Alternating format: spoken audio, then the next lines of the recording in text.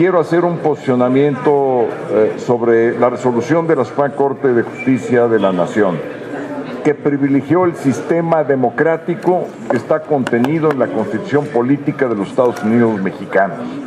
¿Puede un legislador votar sobre algo que no conoce? ¿Puede un legislador tener la libertad de optar cuando no conoce el texto de lo que se está votando? De eso se trata.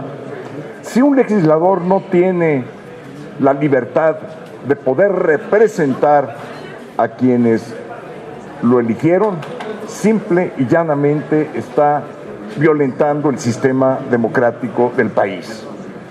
De eso se trata. ¿Por qué el proceso deliberativo es un proceso insustituible? Porque es el instrumento fundamental de la democracia. Es deliberar, pero deliberar con conocimiento, con responsabilidad. No se puede deliberar democráticamente lo que no se conoce. Aquí es donde está fundamentalmente el meollo de la cuestión. Por eso celebro el resolutivo de la Corte, anulando la Ley de Comunicación Social, anulando la Ley de Responsabilidades Administrativas. Que alguien me explique cómo puede un médico hacer un diagnóstico si no tiene al enfermo enfrente. ¿Cómo? ¿Cómo podría un mecánico arreglar un vehículo si no tiene el vehículo enfrente? Pues de la misma manera, ¿cómo un legislador puede ejercitar su libertad de votar, que es su principal función, si no conoce lo que se está votando? De eso se trata la resolución de la Suprema Corte de Justicia, que está defendiendo la libertad democrática, que además es la función legislativa por excelencia. Segundo punto, el presidente de la República hizo una alusión a que mejor deberíamos de hablarle al pueblo. Me aludió personalmente. Yo le digo al presidente de la República que mejor voltee él a ver al pueblo, que voltee a ver el número de pobres que ha generado su gobierno, que voltee a ver el número de homicidios violentos que ya sobrepasan los 150,000 homicidios violentos durante su administración, 40,000 desaparecidos, 15,000 feminicidios. Eso es el pueblo, presidente, y el pueblo además no es su pueblo, somos todos parte del pueblo, quiéralo o no. Y si nos vamos a los números, en la intermedia la oposición obtuvo 23 millones de votos contra 21 de la coalición de Morena. Entonces, ¿de qué pueblo habla? O habla de todos o habla de su facción. Y si va a ser faccioso un jefe de Estado, es algo oprobioso. Estoy a la orden para sus preguntas que tengan a bien formular. Muchas gracias, diputado. La primera pregunta es de Claudia Flores Barreto, de N+. Diputado, buenas tardes. Muy buenas tardes. Oiga, las descalificaciones que han recibido los ministros de la Corte, no solo pues de senadores, diputados, del propio Ejecutivo, ¿en qué condición la ponen cuando además de todo se anuncian movilizaciones más en contra de la Corte? ¿Qué hacer ante esta crispación que se está originando en contra de los ministros? Mire, las descalificaciones hay que tomarlas de quien viene. Y quien está descalificando por regla todo, pues su descalificación pierde valor, pierde autoridad, y esas descalificaciones son o intentan manchar, pero son como el lodo. Cuando se seca, simplemente uno sacude al lodo y el lodo se cae. ¿Por qué? Porque son manchas que no quedan, porque son calificativos que no acomodan, porque son insultos que no merecen quienes los están recibiendo y se les revierten a quienes los están diciendo. Van a cumplir con la ley y con la Constitución, no tengo la menor duda, las y los ministros de la Corte. Tenemos Corte, habemos Corte, habemos Suprema Corte de Justicia de la Nación. ¿No los ve en peligro? ¿Perdón? Ante este ambiente, ¿no ve en peligro la integridad de los ministros? Yo pienso que son puros fuegos de artificio que quieren espantar como el petate del muerto. Absolutamente no.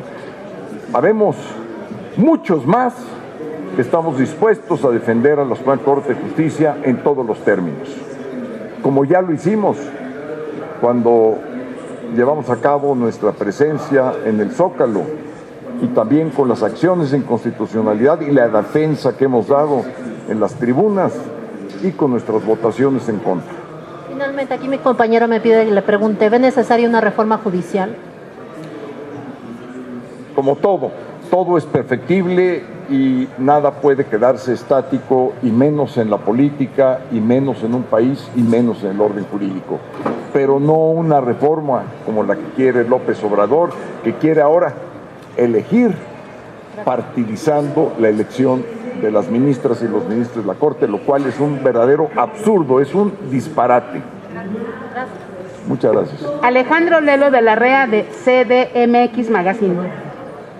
¿Qué dice, diputado? Buenas ¿Cómo le va, tardes ya. Alejandro?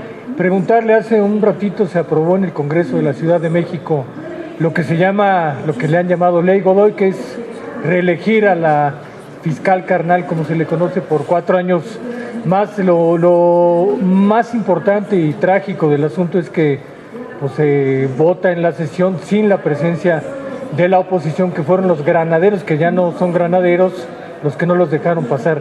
¿Qué opinión le merece y si esta aprobación se encuadraría en la argumentación que dio usted al principio y lo que dijo ayer la ministra Norma Piña, que no se da la suficiente discusión en el Congreso, no se escucha a las minorías, etcétera? ¿Qué opina en todo este contexto? Pues mire, a mí no me extraña con este gobierno militarista que ahora intenten sustituir a la oposición, a los legisladores de oposición con granaderos.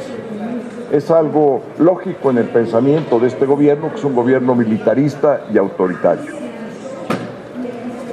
¿Y qué hacer ahí? ¿Se puede acudir ante la Corte? Mire, es algo que tendría yo que estudiar. No me gusta dar una respuesta sin haber estudiado, sin saber exactamente qué fue lo que pasó, pero si eso aconteció, pues es un absurdo, un disparate, una ofensa al sistema democrático de nuestro país. Ya no es para redondear, Claudia Sheinbaum hace unos minutos también se pronunció, apoyó la postura del presidente López Obrador, que si llega a ganar la presidencia, también va a impulsar que la Corte se renueve, pero además se vote en las urnas cada uno de los ministros. Afortunadamente no va a ganar la presidencia. Hay que recordar que cuando una corcholata se destapa, se tira a la basura. Gracias. Gracias. La siguiente pregunta es de Carlos Guzmán de CMX Noticias. Diputado, pues insistirle en este tema de supuestamente que en septiembre de 2024 el presidente incluso presentaba cifras de la encuesta de que si hoy fuera la elección, él confía en que se va a poder ese tema, y también preguntarle su opinión de las demás reformas que piensa mandar, que son 3, es obviamente la del Poder Judicial, la del INAI, desaparecer al INAI, y el tema también de la reforma al INE. Es preguntarle si usted ve posible que finalmente se alcance la mayoría que está argumentando desde ya el presidente López Obrador. Mire, yo comprendo que el presidente esté soñando porque no está en contacto con la realidad y además porque soñar no cuesta.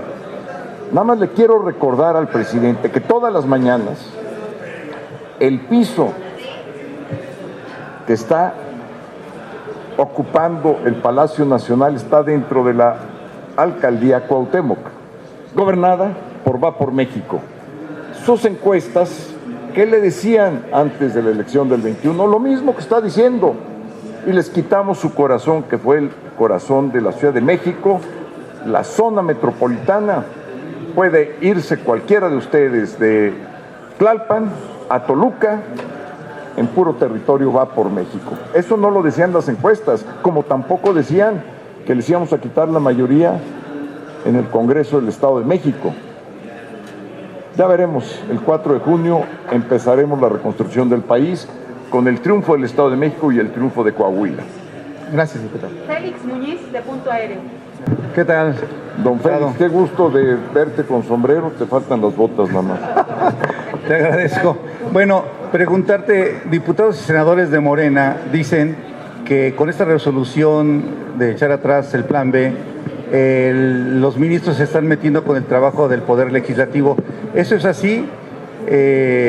¿Están influyendo en su trabajo o no están entendiendo bien la función de los ministros? ¿Y qué tiene que hacer todavía la ministra Yasmín en ese pleno? No sé si ella tenga toda la capacidad de seguir tomando asuntos. Gracias. Pues mire, yo lo que les diría que los invito a una clase de Derecho Constitucional, ya que quieran, en la facultad, para ver lo que es un sistema de división de poderes, que fue, por cierto, planteado un poco antes de la Revolución Francesa. En consecuencia, una vez que se enteren de lo que es un sistema de división de poderes, sabrán que existe un poder judicial que tiene a su cargo interpretar las cuestiones de carácter constitucional, y cuando lo hace es cosa juzgada. No hay nadie que esté arriba de la Suprema Corte de Justicia cuando interpreta la Constitución, más que el constituyente permanente, pero para el constituyente permanente no tienen los votos Morena. Y ya finalmente que se vayan preparando, porque de estas 20 leyes que aprobaron también se va a tener en reversa varias. Anticipo, todo lo que constituyó la Semana Negra legislativa se va igualmente a controvertir mediante acción de inconstitucionalidad. Georgina Saldierna, de La Jornada. Hola, diputado. Nada más para preguntarle, usted comentaba hace un ratito que es un disparate la elección de los ministros de la Corte. Si nos pudiera explicar por qué tiene esta opinión. Porque cuando se elige a alguien en el foro público, quienes tienen el poder de hacer un despliegue territorial son los partidos políticos, por una parte. Entonces, necesariamente se politizaría desde el punto de vista partidista, como se hizo con la revocación del mandato o con la consulta a los expresidentes. No podemos ver o dejar de ver más bien lo que aconteció. Primer argumento. Segundo argumento, ¿cuál sería la plataforma de campaña de estos candidatos? ¿Quién los financiaría? ¿Quién pagaría una elección? Una elección que vale alrededor de 5 o 6 mil millones de pesos, y es una elección con todas las urnas en todo el país. ¿Esto quiere López Obrador? Que aparte de todas las erogaciones, 5 mil millones para que se echen a la basura, como se echaron a la basura 1.700 millones cuando se hizo la consulta, y como cuando se hizo el proceso de revocación, otros 1.700 millones. Quiere seguir echando al basurero el dinero como lo hizo en el aeropuerto de Texcoco, y ya no sigo. Ahí me quedo. Le pregunta ahora el columnista Francisco García. Don Francisco, adelante.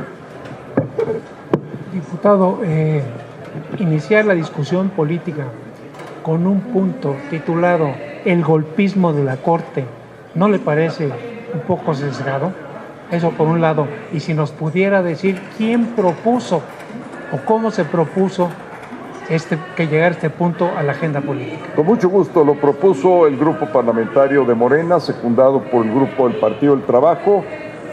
Yo argumenté en contra, está o debe estar en registro en la mesa directiva completamente, y lo que argumenté es que no se puede negar la realidad de nuestra Constitución, que se divide el poder en legislativo, ejecutivo y judicial, y el judicial tiene funciones que está cumpliendo a cabalidad. Entonces, no solamente no hay golpismo, hay cumplimiento constitucional. Eso fue lo que dije, está sentado seguramente en la minuta de la mesa directiva. Votamos en contra nosotros, MC y el PRI. Y el PAN, por supuesto. Sandra Aguilar, de AE Grupo Informativo. Diputado, buenas tardes. Bueno, ya que abordó el tema de las corcholatas que se destapan y van a la basura, el Partido Acción Nacional no canta mal las rancheras y hoy precisamente escuchamos al exgobernador Francisco Javier García Cabeza de Vaca. Obviamente su intención por buscar la candidatura a la presidencia para el 2024. En ese sentido, ¿qué pasa al interior? ¿Cuál es su opinión con respecto a este tema? Gracias. Yo le doy la más cordial bienvenida al exgobernador Cabeza de Vaca, como se lo doy al resto de quienes estamos formando un equipo. Nosotros somos un equipo unido, no dividido, no hay golpes debajo de la mesa y que gane él o la mejor. Punto. Somos democráticos. Buena relación, entonces. Hay muy buena relación con todos los aspirantes de la oposición. Y si me permite una última pregunta, el próximo sábado, el próximo sábado 21, se habla y se dice en algunos medios de comunicación que el gobernador de Veracruz pudiera estar pues haciendo un tipo de plantón o denuncia afuera de la Suprema Corte de Justicia. En ese sentido, ¿qué opinión le merece la actitud del actual gobernador? Pues mire, yo creo que está perdiendo el tiempo porque no va a lograr absolutamente nada. Mejor que lo dedique gobernando Veracruz, que es lo que le hace falta. Gracias. Gracias. Todavía tenemos dos preguntas. La penúltima pregunta es de Angélica Beltrán, de Noticias de México. Adelante. Gracias. Buenas tardes, Angélica. Diputado. Para preguntarle, había anunciado que iba a pedir una interlocución con el presidente en su calidad de presidente de la mesa directiva de Cámara de Diputados. Preguntarle si ya obtuvo respuesta, o si envió esa solicitud o no, y si la envió, si ya tuvo respuesta o tampoco la ha recibido. No, mire, no he tenido respuesta. Es una lástima porque el diálogo es un instrumento fundamental de la democracia y no le debe temer al presidente hablar conmigo. No le voy a faltar el respeto a su investidura, lo que sí le voy a decir lo que está haciendo mal. Y a lo mejor lo que no le gusta oír son opiniones críticas y por eso evade, le da la vuelta, le saca por otro lado el platicar, el conversar conmigo, que no perdería absolutamente nada y quizá hasta lo convenzco que está haciendo mal las cosas. Pero sí envió la solicitud y no la respondió. Sí la hice el año antepasado y no tuve yo respuesta. No tendríamos más preguntas. Muchas gracias, muy amables. Gracias.